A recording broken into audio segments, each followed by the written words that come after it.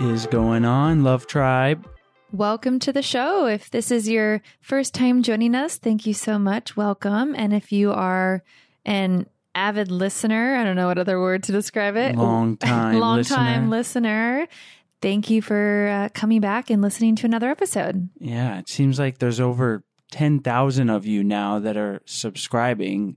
And, it's hard to tell from the numbers for sure, but more or less when a podcast goes out that first day, we're getting about 10,000 downloads. I think we had consistently 12,000 last week, which is pretty amazing in one day. That's pretty cool to think that there's that many of you out there that are on this journey, getting this information right there with us and hopefully seeing some positive impacts in your lives. I know it's helped us a lot. It continues to help us a lot. And we just love to be able to bring this stuff to you on this beautiful 4th of July. Yeah. I was going to say, did you forget it was 4th of July? Almost, but I love this time of year. It's like barbecues, the weather's nice. Really, hopefully, no matter where you're listening to this, the weather is going to be probably warm, pretty much all in North America. Sunny, yeah. And let us know where you're watching the fireworks. I always love to hear the different places that people watch fireworks. I think it's so cool. So let us know where you watch your fireworks tonight. Yeah, and hide your dogs and pets. I know they get freaked out. And kids too. And kids, yeah. Fireworks are fun for adults, but I think everyone else. Not so much for everybody else. But and it's always can be a challenging time of year too. Certainly, a lot of times people travel for 4th of July, the holidays, and you're seeing family. And if you have stress in the relationship, it's certainly not helping. So today's episode and a lot of past episodes will help you navigate those things so you can enjoy your time barbecuing, watching fireworks.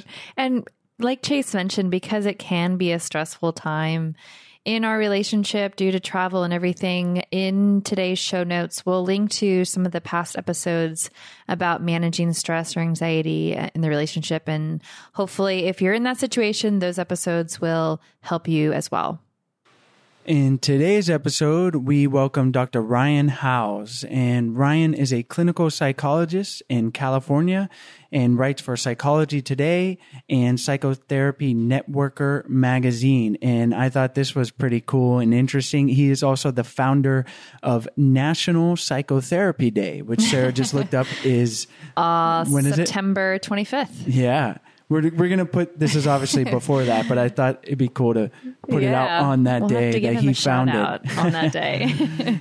But Ryan comes on the show and we talk about forgiveness and reconciliation. And all of us in our personal romantic relationships, professional relationships at work, friends, family, we are going to have to apologize at some point. No one is perfect. So we talk about how to apologize, but then also how to forgive. And understanding both of these sides is important because we're going to have to do both at probably daily. and I know I learned a lot and got a lot of valuable stuff. And then we also talk about reconciliation, which is a little bit different from forgiveness.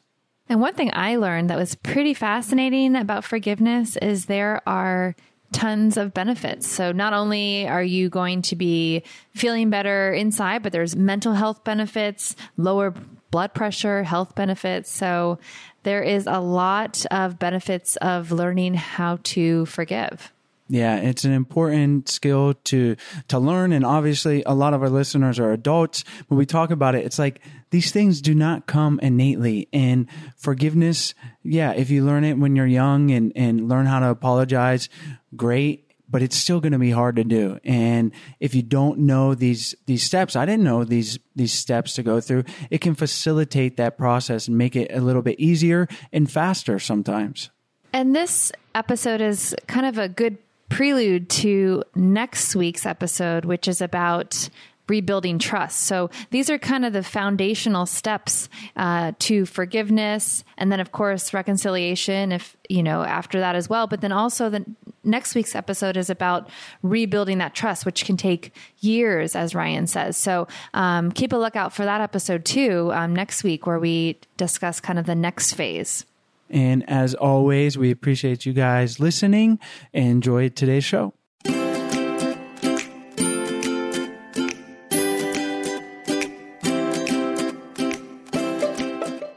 Hi, Ryan. Thanks for joining us on the show today. Hi there. I'm glad to be here. Ryan, we've given our listeners a little overview, told them about your professional history. Why don't you take a minute and tell us why you enjoy helping people improve their relationships? Well, I think we're all about relationships, really. I think we're wired for relationships. I think we, as a psychologist, I don't see couples exclusively. I see mostly individuals, actually. But the majority of things that people come in to talk about are relationship related. Even if they're talking about their work, they're talking about the coworkers at work and their boss, or if they're talking about their depression or their anxiety. Even they're talking about how that's related to the other significant relationships in their life. So I just, I feel like even though I'm not always talking with couples, I'm always talking about people and how they relate to one another.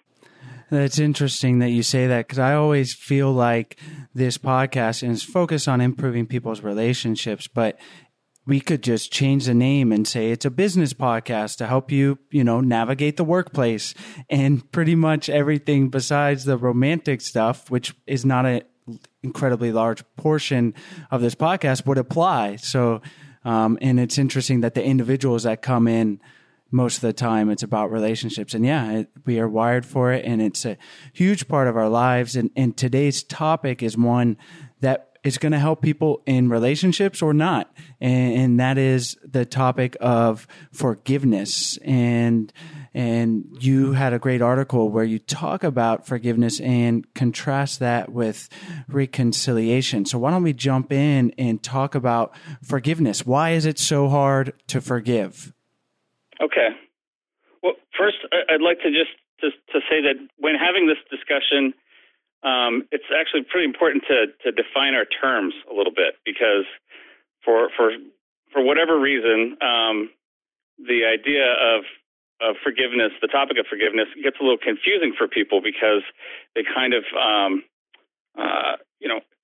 overlap the two concepts of forgiveness and reconciliation. So if you don't mind, I'll just start with that and talking about how forgiveness, as far as research is concerned, and as the science of forgiveness is concerned, forgiveness is an individual process. It's something that you're doing to let go of a grudge that you've been holding on to. You've been hurt, you've been injured somehow in your life, and you've dealt with that pain, and then you're eventually able to let go. And I can talk about the process of letting go. But forgiveness, as far as science is concerned, is about the individual.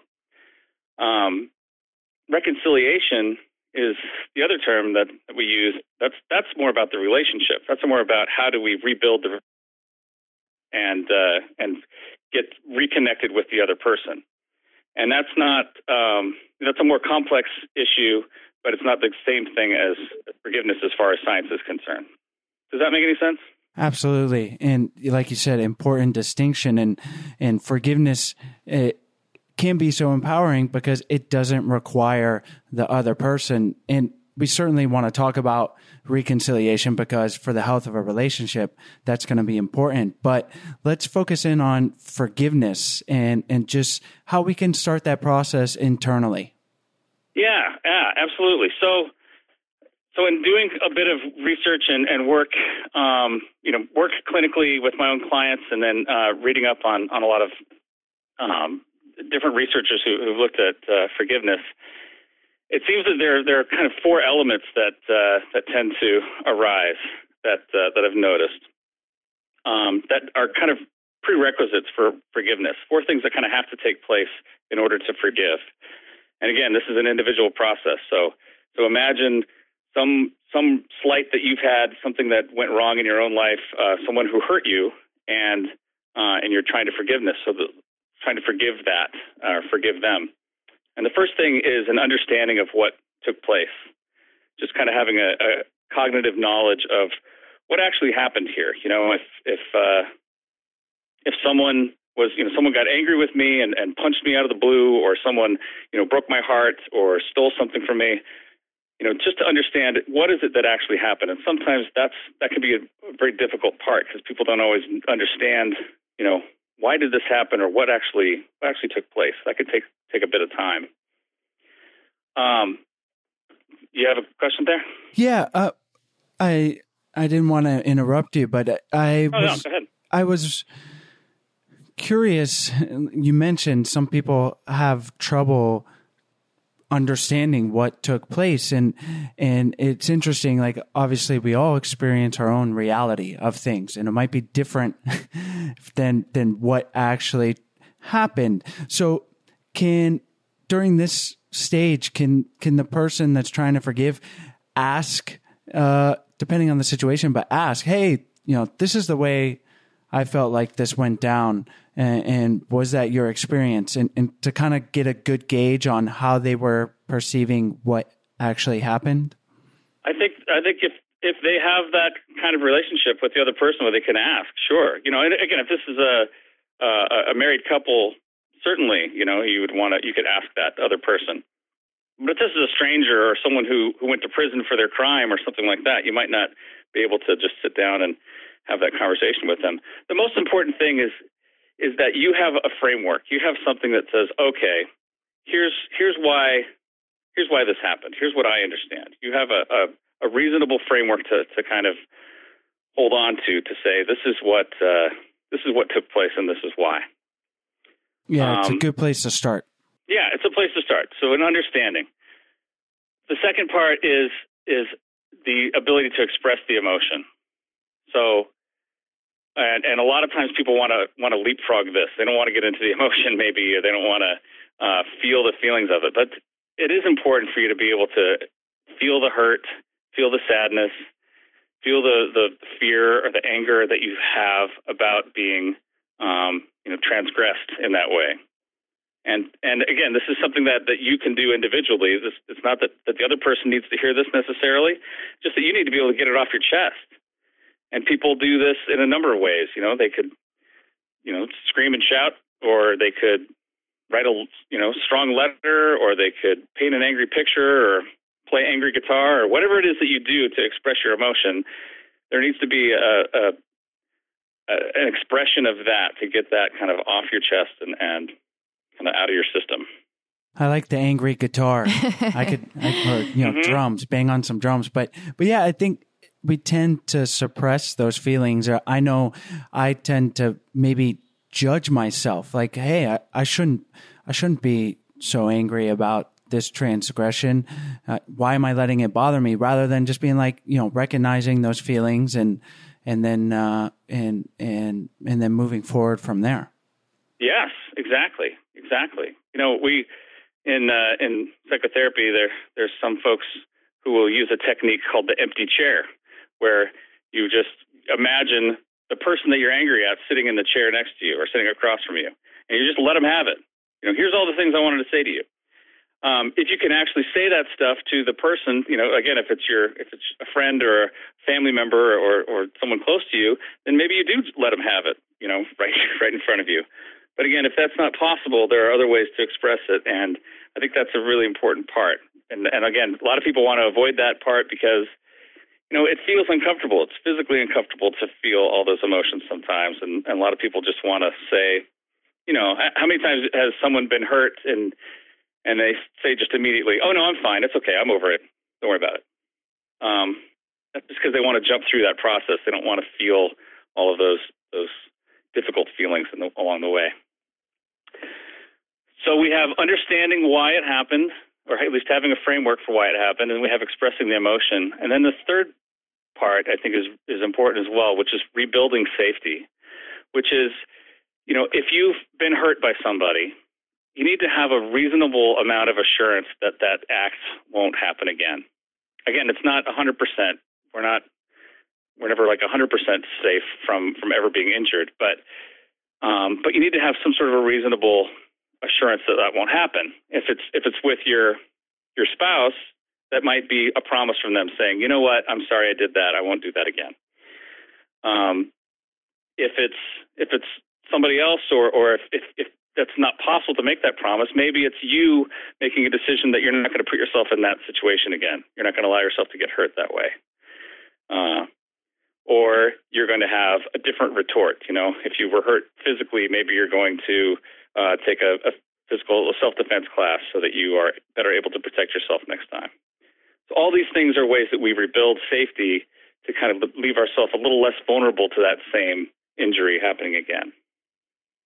And so obviously it depends on the situation. And like you said, you use the assault example. And I think one of the empowering things is this all involves self-reflection and can be done internally. And you certainly would like to get your partner involved if this is something where you say, hey, can you promise not to do that again?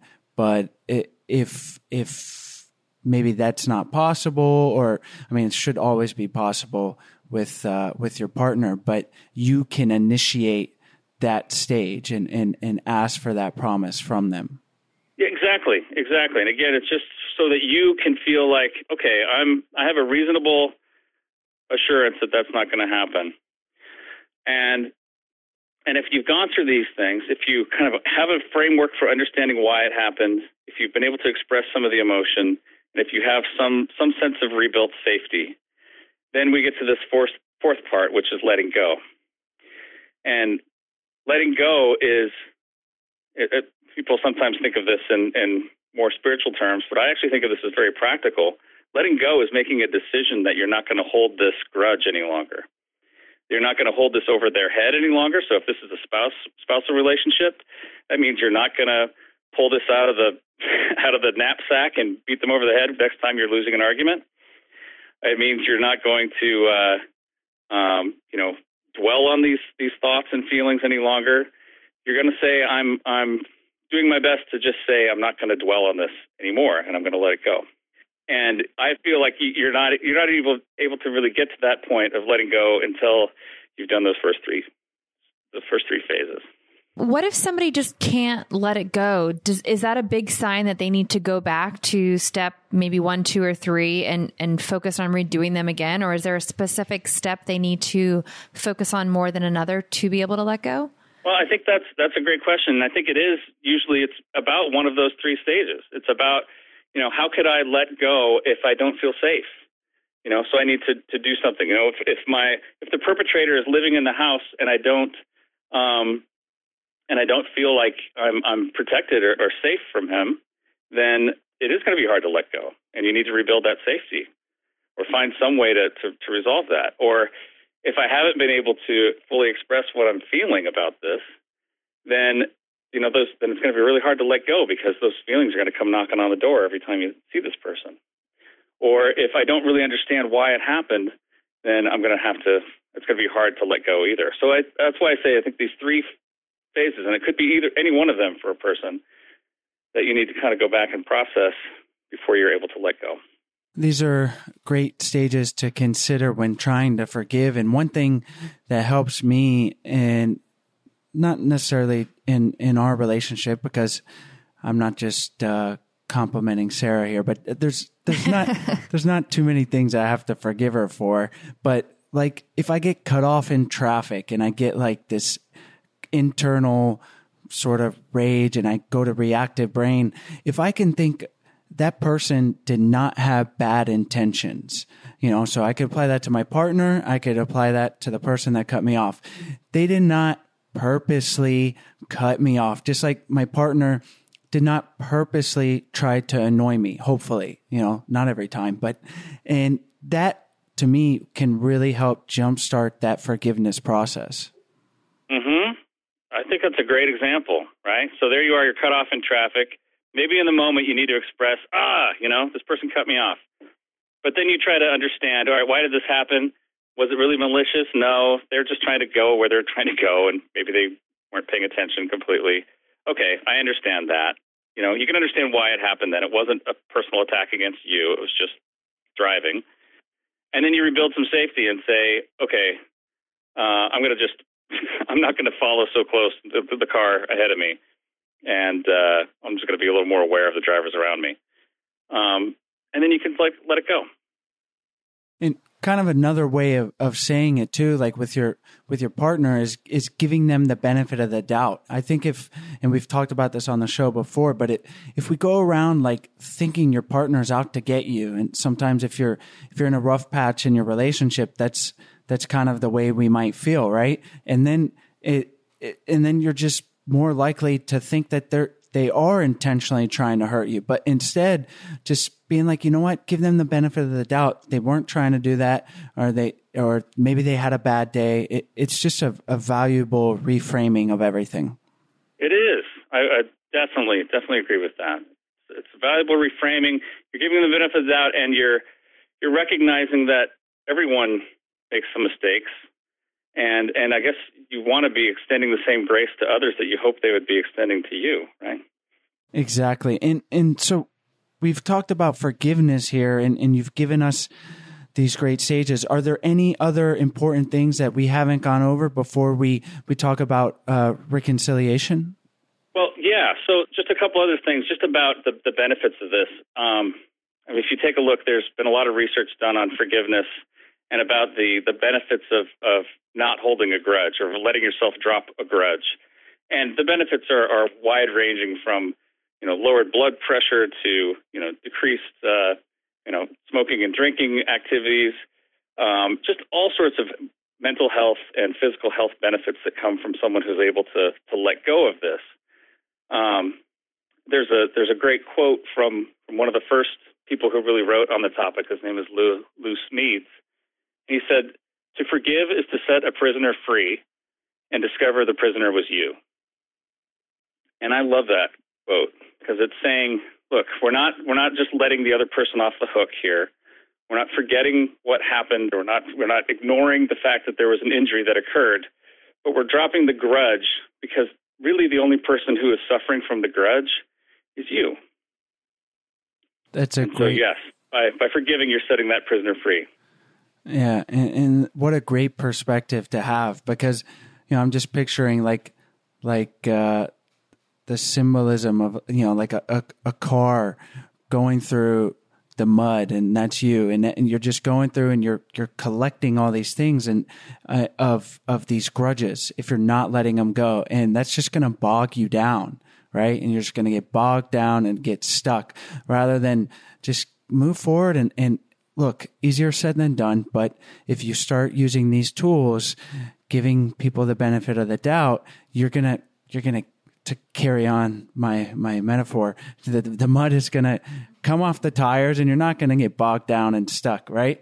You're gonna just cruise through, smooth sailing, and what a way to go through life, and to realize that we don't have to let other people's transgressions bog us down. And your quote was a beautiful, much simpler way of putting that. And yeah, we're imprisoning ourselves when we do that. We are. And so the transition to reconciliation, another quote from the same fellow, Lou Smedes, he says, "It takes one person to forgive. It takes two people to be reunited." And I think that's the difference between forgiveness and reconciliation. So forgiveness is kind of a selfish, in the healthiest way, a selfish act of saying, I'm not going to allow myself to be burdened by someone else's pain any longer, someone else's injury to me. I'm going to let go of that. But reuniting is a different story. That's the reconciliation part. And that's where forgiveness is a part of that process, but it's only a part. So that's where it gets more complicated when we get into reconciling with one another. So let's jump right in and talk about how can we reconcile with, and let's just put it in the framework of our partner. And where does that come in? Do we go through the stages of forgiveness and then work on the reconciliation? But before we continue on with this interview, I want to play a song that I had made for Chase. It was the last night of the year. I saw you saunter by and my mission was clear. I just had to meet there. So sexy surfer man. Then I thought you might be running with a big bad bunch when I saw your brother reeling from a soccer punch. But I'm pleased to say you're no meaner than a lamb. It wasn't long before I knew I'd be climbing the mountains and crossing oceans with you. We'd be chasing the waves.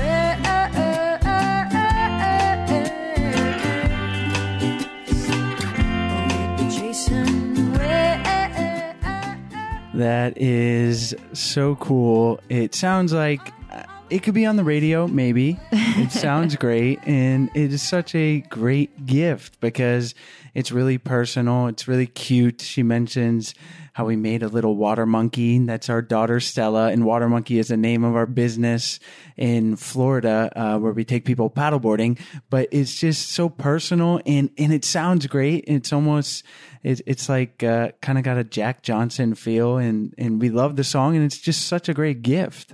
And just so Chase mentioned the little water monkey, that's actually in the second verse that didn't just get played for you. But if you want to hear the full version, you'll have to stay tuned for the end of the episode because we'll play the whole song. And that is probably my favorite part of the song.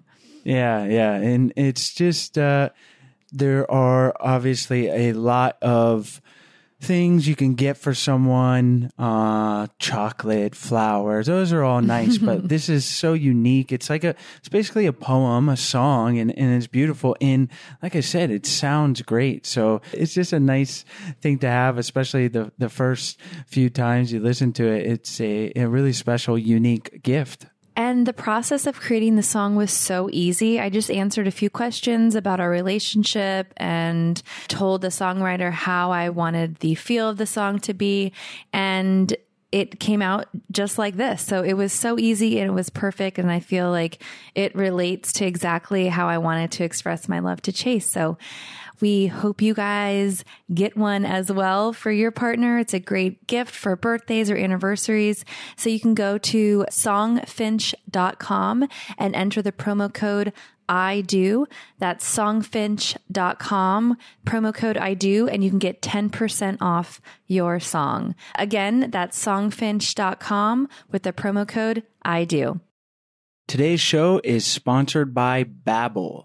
Babbel is the #1 selling language learning app in the world. And since Sarah and I and Stella moved to Costa Rica, we made it a priority to learn Spanish. And Babbel makes it super easy to do that. Stella kind of learns it through our nanny. Obviously, she's 3. She's not on the Babbel app, but our nanny only speaks Spanish, so she's learning it there. But for Sarah and I, it's been great because the lessons are super easy and they're designed to get you speaking confidently in whatever new language you want and actually remember what you learn, because remembering the stuff is kind of the hardest part. And the way the lessons are laid out, it makes it really easy to remember. The app makes it super fun to complete, and you can learn Spanish, French, Italian, German, Russian, Swedish, and many more languages. So if you've always wanted to learn that other language, you can try Babbel for free. Go to Babbel.com or download the app and try it absolutely free. That's Babbel, BABBEL.com, or download the app for free at Babbel.com and use the promo code IDO. That's IDO. And that way they know that we sent you. Well, I think so. I think a big part of reconciliation and really being able to reunite, as Smeeth says here, really hinges on forgiveness and really a sincere apology.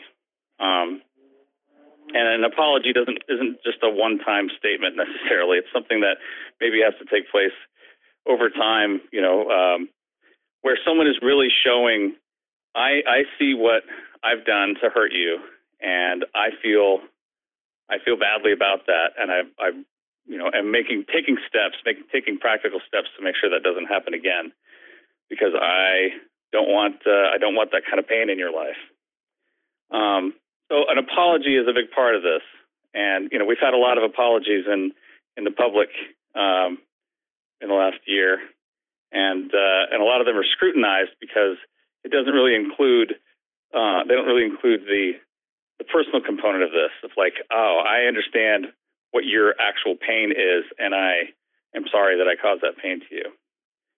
Mostly, I guess I got caught, and I'm sorry about getting caught. Right? Yeah. So actually understanding their actions and what they've done. Yes. The best and I'll do forgiveness exercises, reconciliation exercises with couples, and the first part of it is the person who was injured talks as long as they want about what it was that was hurting, how that experience was for them. And the other person, the person who did the injury, listens and, does the reflective listening piece that you're probably familiar with, where you're kind of repeating back to them, oh, here's what I hear you saying. This is what happened to you. It's really important that the person who was injured feel deeply understood about what it was that hurt them and why, and the severity of that injury and what that was all about. It's really important for them to know, this was really a painful experience for me. This is great communication practice. And like you said, that the partner that has been hurt has the ability to talk as long as they want. And we've had different communication skills around this, where some couples, even when they're not fighting, they do like 5 minutes talking each, where the other one just listens, and that's just such a powerful way to keep the relationship strong. And then certainly, if you are trying to forgive a partner, you need to get that off your chest, and they need to listen. So it's a valuable exercise. Now, what if the partner, and this is a common thing, I'm sure, but the partner that has transgressed is not giving the time of day to listen to why you're upset, and they're not acknowledging it, and then maybe they're apologizing, but it's not a sincere apology. How can we navigate that situation? Okay, so you're saying if the person who, if the transgressor is the perpetrator, we'll put it in those terms, the perpetrator isn't willing to acknowledge that they did something wrong, exactly, or the apology is just kind of flippant, that sort of a thing? Yep. Well, then, frankly, forgiveness in this case, or reconciliation, isn't going to take place, right? Because you can't rebuild safety if you don't really feel like this isn't going to happen to me again. And they may have to make that clear to the other person. You know what? I felt hurt by you, and I'm not going to feel safe,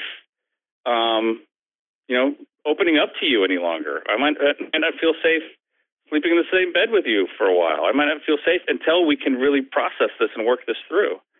There are going to be some consequences to this.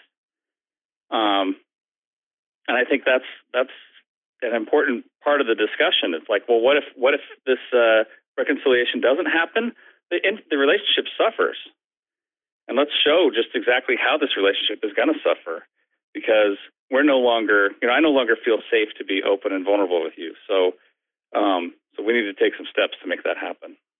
And I imagine it would be really hard for the person who's trying to forgive to let go, because if you can't rebuild that trust or rebuild that safety, then how are you going to be able to let go? I imagine that would just kind of be like a daunting thing that's always going to be on the relationship. Oh, absolutely. Absolutely. So, taking this to even more extreme stuff, when there's been an affair in a relationship, for example, right? There's infidelity. The trust rebuilding for that, if a couple can survive that, if they're going to be able to rebuild trust again, that takes months to years. And a lot of these discussions, and a lot of openness and vulnerability, and a lot of the person who is hurt expressing how they feel and knowing that the other person really understands that. And it can be a difficult, long process. Trust is kind of the backbone of the relationship, and if that gets betrayed, then we have some work to do. So obviously, we can't force our partner to change. We can't force them to apologize. But are there anything someone could say that if their partner's being reluctant to acknowledge their transgression, are there any leading dialogues that we can do to try to help facilitate them to make it easier? Sure. I mean, I think you want to remind always with the couples that I work with. We start off by talking about what it was that brought you together in the first place. What was working well? What was going well? Before some of the challenges occurred. And you want to be able to remind one another of, what, I really have loved all of these parts of this relationship, and I've loved our communication. I've loved sex. I've loved travel. I've loved the things that we've done together, and now, because of what happened, I don't feel safe enough to do those things with you anymore. And I want to be able to get back to that. So how can we need to do some repair work in order for this to happen. And, hopefully that's something that they both enjoyed together. And, that could be the motivator to help them do some of that work. But, frankly, if that's not something that the transgressor, the perpetrator, is not willing to do that work, then, you can't lead a horse to water. You can't make them drink. I mean, it's hard to force anybody to do any sort of work like this. It's important to keep in mind, but I do love that dialogue and that positive statement of thinking about the good times and then just, using that as the framework to say, it was whatever it is. And that's why I would like us to be able to move past it. And I think that can be so powerful in getting the transgressor to put their guard down, because obviously there's various reasons that they probably know that they did deep down inside. They know that they did something wrong, but they're holding on to the sincere apology for whatever reason. And then so a statement of just reminding them of what it was like when you first met or the trip you took, and let's get back to that point in our relationship, I think can have a pretty good effect, hopefully, at that point. Well, that's exactly the point, is that when someone is under attack, if they're feeling under attack, even if I'm the one who perpetrated the crime, right? I did the bad thing to you, but I feel like, even my apologies are being met with an attack. That's going to make it much, much less likely for me. I'm going to feel much, much less safe to be vulnerable with you now, right? So we are kind of trying to create an environment where, okay, let's focus on what's good here. Let's focus on why it is that we're trying to repair this, and let's do this repair without personal attacks on each other. For the perpetrator who has a hard time having that sincere apology, is there a common reason why? Like, is it pride, or is it just not, like, lack of understanding of what they've done? Or is there a general consensus of what it is? And this is just coming from clinical experience here. I haven't actually read research on why, but from what I've seen with people, there's a few things. One is they just don't have the language for it, right? Like, we all know people who are kind of professional apologizers, right? Who they just spend a lot of time apologizing for every little thing. Oops, I didn't hold the door open for you. I'm sorry. Everything that can be an apology. There's some folks where that's just not part of their vocabulary. They haven't really apologized much at all in their life. They're not sure how to have that sincere apology. Then you could go to, well, why is that? Why haven't they been apologizing during their life? And that could be because of pride, or because of just the difficulties with that level of vulnerability. I mean, it's hard going to that level. I'm a male psychologist. I work with men a lot of times, and there are a lot of guys I know who have a really hard time talking about feelings at all. And that just feels like way too scary and way too vulnerable for them. And it raises a lot of anxiety actually in them to even talk about feeling sad or feeling scared or feeling angry. And so that's something that may have to work slowly to get to that point, to kind of let them know that it's okay. We can talk about these things now. It's kind of the classic example of the guy that is not in touch with their feelings, but unfortunately, it's true. In order to, no one's perfect. So at some point, we're going to have to apologize. And obviously, there can be deep-seated psychological reasons that's hard, but definitely working on that with a therapist is valuable. And then just forcing yourself to do it, because like any good habit, like we have a 2.5-year-old and we're teaching her lots of things, and we're trying to teach her manners, and apologizing is essentially, having good manners. And so just getting her in the habit of saying, excuse me, when she burps. She burps a lot, but, and now she says it every time. And I mean, this is an oversimplification with 2.5-year-old, but we're creating a habitual response for her.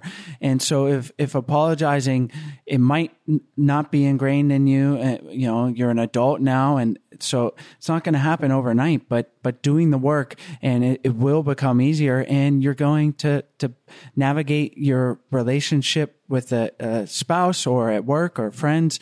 It's just going to be a lot better. Totally agree. You're right. And I think that's a big part of it, is kind of how are we raising our kids to be good at apologizing and to recognize that it's okay to make mistakes? I think there's also, Sarah, you were asking kind of what other sort of fundamental issues might be at play here, and I think another is shame, actually. And shame has to do with feeling bad about who we are, not just about feeling bad about what we've done. That guilt tends to be about what we've done, and shame is about feeling bad about who we are. And for some people to apologize and to say, I did something wrong, it's almost like saying, I am bad, I am wrong. Like they're afraid that might equate with I am a bad person. And oftentimes, especially in marriage relationships, one spouse isn't asking for the other one to say that they're a bad person. They're just trying to get them to admit that they've made a mistake and they screwed something up, and they want them to take responsibility for that. And for some folks, that can be really dicey ground. It's so interesting to me, that word bad that you say, just because it's so, while we're on a talk of Stella raising our daughter, Chase and I are very aware of using the word bad, and we never try to say like, don't be bad or you're being bad, because I feel like it's just so labeling. So, we try to use like bad behavior, make good choices, because I really do think that it can affect her identity as being a bad person as a child and then growing up. Absolutely. Right. And that's a very shame-based sort of statement there. Of, I am bad, or I'm a bad girl, I'm a bad boy. And I'm glad you guys are staying away from that, because that doesn't help anyone down the road. Yeah, and we've told our listeners before, but we're actually starting a kids podcast, and to deal with things like this. And today could be an episode on there, because these are important things for adults to understand. A lot of us don't understand them. And I'm sorry, the podcast is for parents, so it's a parenting podcast. But okay, yeah, great. It's teaching them, if the parents understand this dynamic of how to forgive or how to apologize, and the details behind it that you've given us that have been so great, then they can teach that to their kids while they learn it themselves. Because this is, we talk about it on the podcast a lot. These things are not taught to us in school, unfortunately, a lot of times. Like we learn them in the household. And if we don't learn them, we have a rude awakening when we're in a relationship, and suddenly it's so hard to apologize, or it's so hard to forgive. And that's why we started this podcast, is to learn for ourselves and to give this information to as many people as possible. So Ryan, you've definitely given us a lot of great stuff today. Why don't we finish up by having you tell our listeners where they can find you online, and then we'll say goodbye. Okay. Well, my website is ryanhouse.net. And that's kind of the hub for most of my work. You can see my writing on Psychology Today, or I also write for Self Magazine and a few other places. So just Google Ryan House, and you'll see more about what I do. Perfect. Well, we'll have the link to your website on your show notes page on our website at idopodcast.com. And thank you so much for joining us on the show. Chase, Sarah, thank you so much for having me. I appreciate it. We hope you guys enjoyed today's show. If you want to check out the show notes or the interview links from today's show, head on over to our website at idopodcast.com. Click on the podcast tab, and you'll see this interview up at the top, followed by all of our other past interviews. And while you're on our website, check out our 14-day Happy Couple Challenge. We send you a daily email with doable challenges to help strengthen and make your relationship even better. And on our website, we also have a bunch of free resources in the form of downloadable guides and workbooks. So for example, some of the topics include how to cultivate respect in a relationship, how to heal from a bad breakup, step-by-step guides to help couples manage conflict, how to affair-proof your relationship. Those are just a few of the topics that we talk about in these free guides. So if any of those sound interesting to you, you can check those out on our website at idopodcast.com. We hope you guys enjoyed today's show.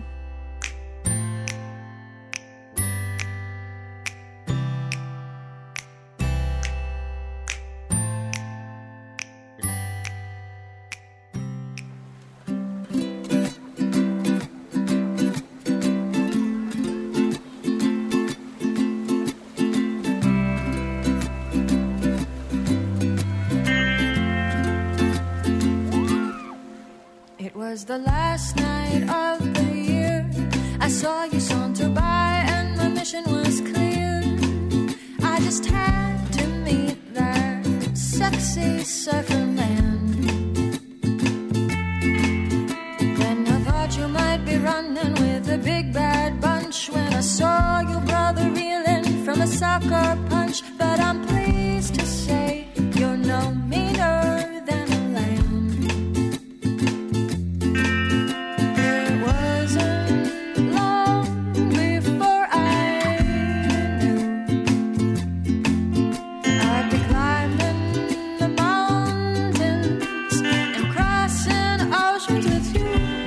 Chasing away,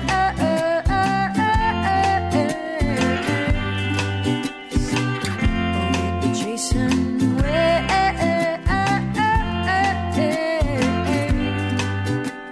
oh, we'd be chasing away,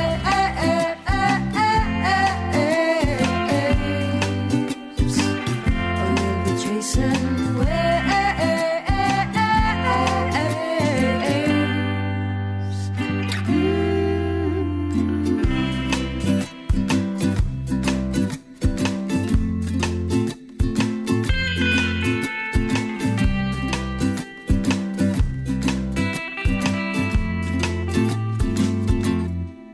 Whether we dine in Santorini or scour the streets of Venice for some Chinese cuisine, from dawn to dusk with you is a perfect day.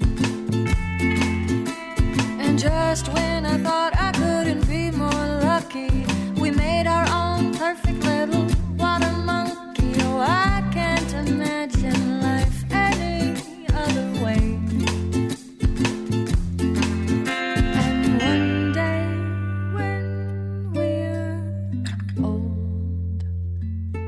I know that we'll just wheel our walkers right out onto our boards. We'll still be chasing waves.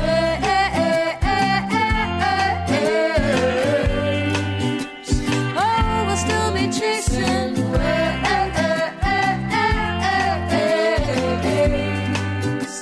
Oh, I love chasing waves.